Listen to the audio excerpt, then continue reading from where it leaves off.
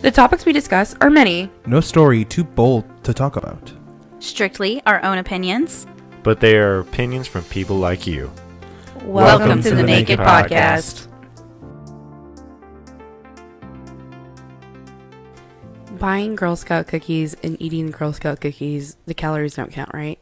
It's a girl, Norma. I'm still waiting for my letter from Hogwarts. Hey, it's Kielyn. I panicked. This is Ethan. Oh, I'm sorry. That was for snakes. I speak snake now. It's your DM Tech. I hear Alan. Okay, parcel tongue. A sneaky little snake. Hey, if he's parcel tongue, can I be giraffe tongue? No. Yeah. Yeah. We went to the zoo last weekend. Oh. Okay. We learned how long a giraffe's tongue is. It's this long. So it's about as long as a cow's? Yeah, it was, I think, 9 inches or 10 inches, something like that. It's like crazy. I mean, it's a big ass animal with a long ass neck. Of course, it's got big ass So just real quick, we kind of had a light bulb moment. So we're walking by the giraffe, and you see the people feeding him. And Kielyn was like, "What did you say? Something about I was like, how do they monitor like how much the giraffe is eating? Like, doesn't it have its regular? Is this its treats? How do you make sure you're not overfeeding the giraffe? But then, you know, if you watch it and you think, you go, but it makes the most sense to feed a giraffe that way. Like this just random sticking a fucking leaf out and then taking it at a high altitude. It's like, this is the most natural way to feed them. Because they're used to walking around all day to find trees to eat off the leaves. That's true. So you just stand and put your arm out and you have a leaf and they just take it out of your hand. It's like baby birding a giraffe. Yeah. When they get hungry, they just stand in line. Yeah. And we watched some zebras get pissy with each other and Trying to fight the ostrich. Yeah, this one ostrich is like, "Come at me, bro." Like him and a zebra had a standoff. Well, I think because the zebra was eating his food bucket. Yeah, he was trying to get into the ostrich food. But he was mad because it was empty. Greedy little shit. Fucking animals. It's always fun to go to the zoo during like the springtime because they're active. You know, they're in the summer, they're just like dead to the world. They're just laying there. It's hot as fuck here in South Texas. And in the winter, it's cold, so they stay in their encasements. Yeah. But you know what else is very natural? Yeah, natural birth. Oh my god.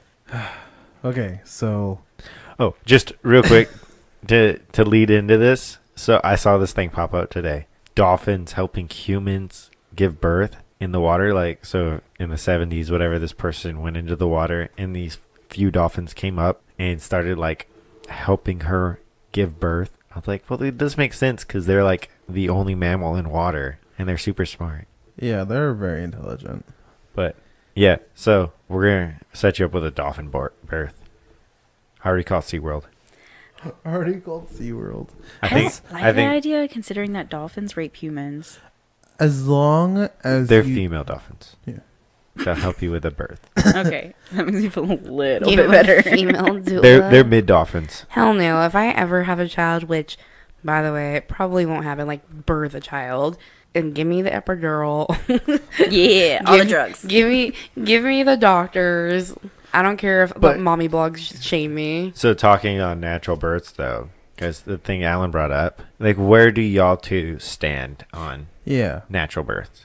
I mean, as long as you're safe and you have a backup plan to, you know, go to a hospital if you need to, if things get out of control, and have a licensed doula or midwife to be with you, then I mean, that's your choice. That's your prerogative. And you're talking about doing a home birth. Mm-hmm. Yeah. Not at the ocean. So This is natural you're gonna get. So I read an article over the weekend about it was on NBC News. It was about a woman who signed up for something called the free birth movement. She paid $300 out of her own pocket to get these like 10 seminar videos about how to do it, what to expect, what to do, what to plan. But it always painted medical professionals and doulas as the bad people. And, well, this woman became enthralled with the idea. She loved it. She listened to a whole bunch of doctor-free birth podcasts. And that's how she found the free birth movement to begin with. There's this podcast called the Free Birth Podcast. But this woman was 46 weeks pregnant before she actually started to give birth. So just before we get too in depth, why is it called the free birth method? Is it because they don't have to pay the hospital? So, this is stuck in my head. So it's called the free birth movement because it paints the picture of having a child not being a medical procedure, being a natural procedure. It's something that you can only accomplish by yourself, which is true. You know, like in a sense, like you can take a baby to term, but you still need licensed professionals there to assist you with the last part of it, especially if something goes wrong. But the whole idea behind free birth is to completely eliminate licensed and trained healthcare professionals, and for you to be in charge of your body and your life as well as your baby's. Without the scans, the drugs, the vitamins. See, so thinking on this, like going back, you know, like I heard my grandmother talked about like when my dad was born, it wasn't an odd thing to be born at home. Yeah. Like it was. But that was still the day when they had doctors that made house calls. Yeah, But that was like, you're talking the 50s and 60s. Name one doctor that's going to come to my house. Well, no, I know, but I mean, it doesn't seem like that long ago. Yeah. it really wasn't Yeah, that but long I mean, ago. what was the infertility rate, like death rate, though? Or, you know, you can pinpoint so many issues during your pregnancy to help you along. Some women were bedridden back then because of their condition. Yeah. Yeah, so And it was 70 years ago. It doesn't feel like 70 years. But well, there are women who are still practicing that today and fully encouraging it. As a matter of fact, I'll even like spoil bits and pieces of the article for you. She reached 45 weeks of actual pregnancy term. By the way, at 42 weeks, your doctor is looking to induce you because at that point, it's very dangerous for you and your baby. Yeah. She had no plan, no backup plan to go to the hospital. It was just going to be at home birth in a pool of warm water with her husband and her best friend, who was also a licensed doula or midwife. One of the two. I don't remember the terminology. I thought she was unlicensed. From what my understanding is that she was licensed. At least she was licensed. Yeah, at least she had someone licensed there, but her contractions got way too rapid. Everything was spiraling out of control for her, and finally when her water broke after 12 hours since she started feeling contractions, there was this brown liquid, which is feces, that was in her uterus. And the baby wasn't kicking as much during those 10-hour processes. And I mean, after 10 to 12 hours, your body's exhausted, baby's exhausted. You need someone to intervene. Well, she continued to consult these secret Facebook and Instagram and Twitter groups about, you know, women who try to have the free birthing, and everyone's just saying, no, don't go to a doctor. Listen to your body. You and your body will know what to do. Like, She's no. in excruciating pain, but yes, listen to your body. See, so why does that Facebook group have to be a secret? Because it's false information. They actually took it down. It was shared with a lot of like the outside group, and they took it down, but their Instagram is still up. Like I understand, you know, wanting to do more natural. Like I've thought about it, you know, like sonograms. So I thought about it. Like, Keelan's looking at you like, excuse you? but you no, thought about a natural birth? no, well, that's all up to you. But Thank if you. I had to give birth, like I would think about not doing sonograms. Maybe do it at home, but having like an ambulance. Like I'll pay the $1,000 to have the ambulance waiting. You know what I mean? I'm sorry, but That's spoken like a man. even if it wasn't me who was pregnant, I'd still want that to happen at a hospital. I mean, you're right. There was times where people were having natural births, like in the middle of the fucking woods and whatever the case may be, and it produced a population. I know she's going through an extreme loss and grieving her loss and her decision, you know, not to seek out help, because maybe it would have been fine had she gone sooner because something was wrong and she wasn't going into labor. But I cannot wrap my head around her consulting a Facebook group of people who are not professionals and not getting medical help. You know something's wrong. As a mother, you have an instinct, and you have an instinct about your own body, mother or not. Well, and that was the thing. She reached out to the groups. She knew something was wrong. She reached out to the groups. They said listen to her. If she was listening to herself, she would have Well, here's the bigger problem there. She doesn't trust healthcare professionals because when she was younger, she was in and out of the hospital. When she was in her teens, her gynecologist completely blew her off when she had questions about I think it's a her cop-out. time of month. It does sound like a cop-out, but it's for her, it's been constant. No, but I really see them. I see the benefits of at home, but you really need professional. Like, go find a doctor that's into that, and then you can have professional backup at least. No, I'd say just go straight for the hospital. No, I mean, I Not think even risk it. No, I think it's a choice. I mean, there's women out there who maybe have certain allergies or they can't do that. It's just not their plan. That's fine, but they need to have a backup plan just in case their plan goes wrong. Like, she did not sound like she followed the proper steps So to cover herself. her friends encouraged her to do this. So when it all comes down to it, it's not her friend's baby and it's not her friend's life. So I agree. It all comes down to her. Dude, Well, let's she just- lost her baby. She because ended of up it. losing her baby, and Yeah. then she got slammed on those same message boards for being a baby killer. What? Yeah. Mhm. How She did they rope that one? I don't know how they even leaped there, but they did. But let's talk about this Free Birth Society company. They charge anywhere from $98 to $899 for virtual consultations and coaching packages. Sounds like a whole bunch of It sounds like a misinformation. scam that's putting lives in danger. Yeah, Yeah. if they're not a doctor, don't buy stuff from them.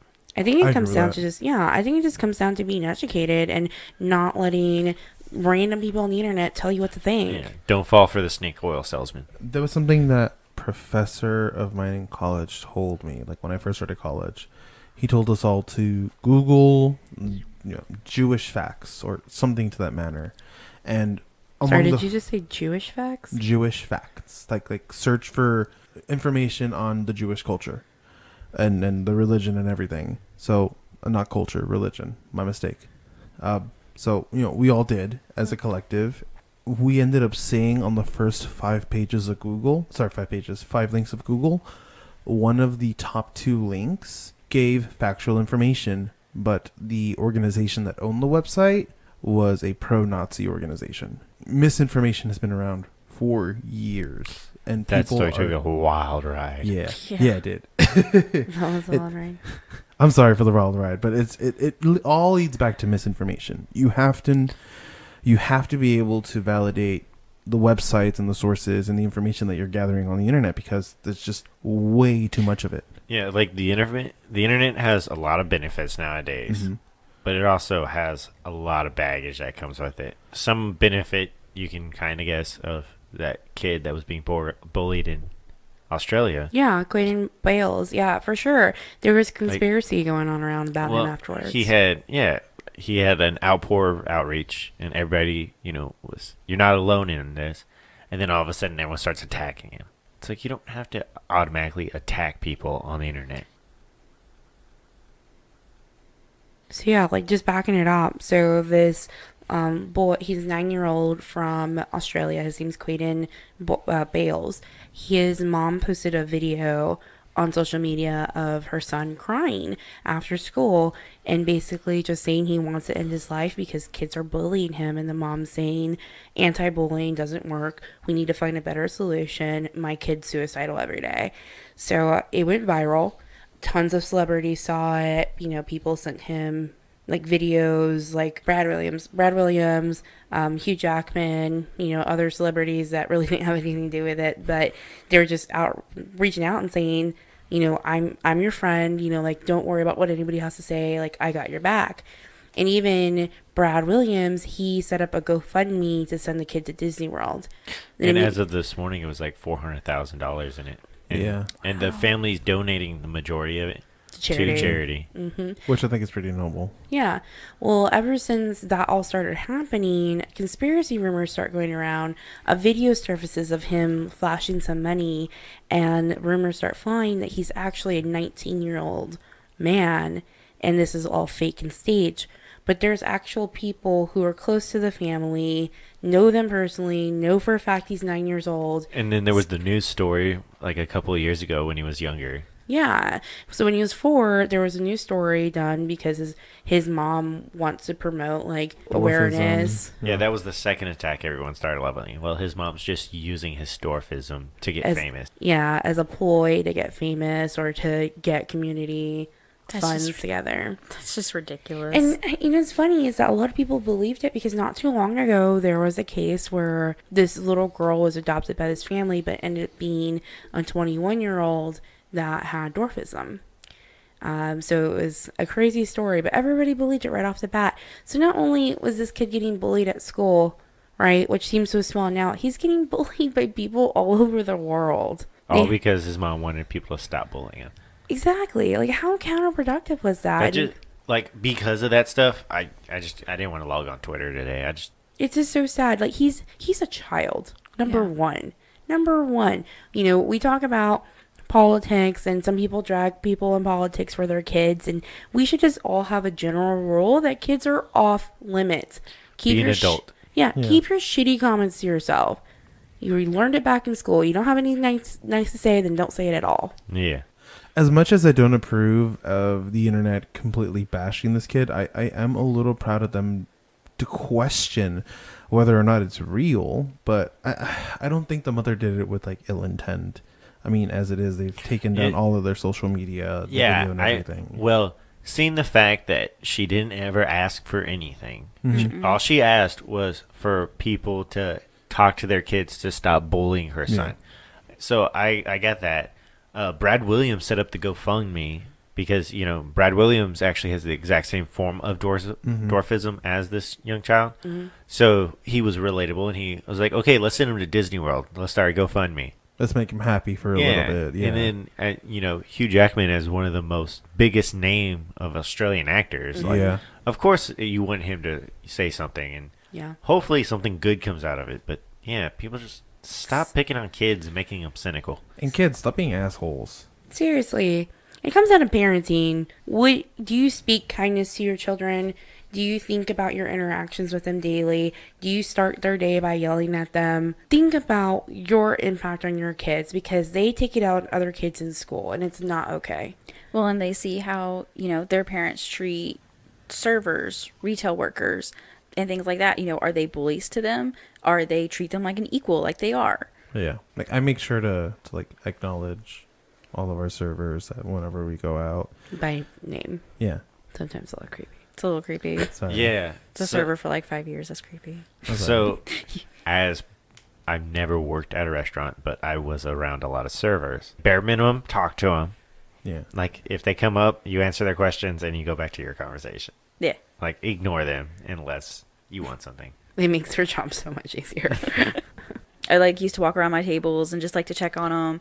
I would like kind of come up, pause for a second while I'm walking by. If they're not looking up at me, if they're not motioning for anything, cool, you're good. And now I had like some people who'd be like, you haven't checked on us in forever. And I'm like, dude, I've walked by your table 3 times. You never gave any inclination that you wanted anything. I'm not going to interrupt your conversation because you're going to look at me weird.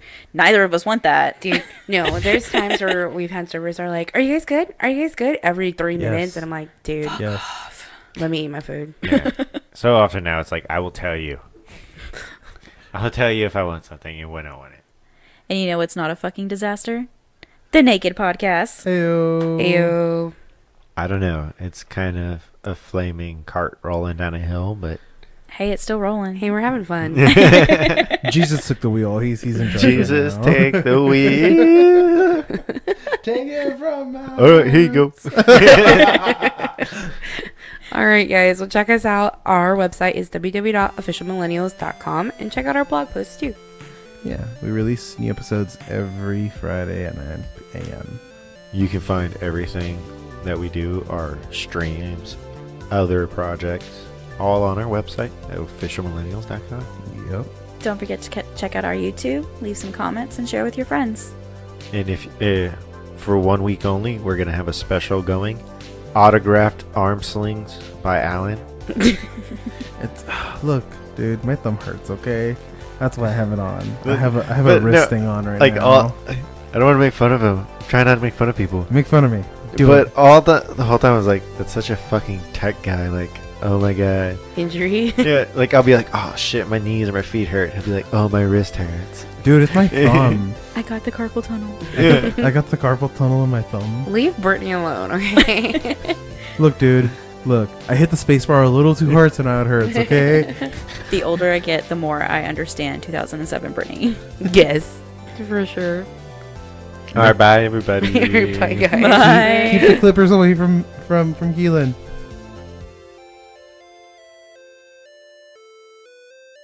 This is an official Millennials production.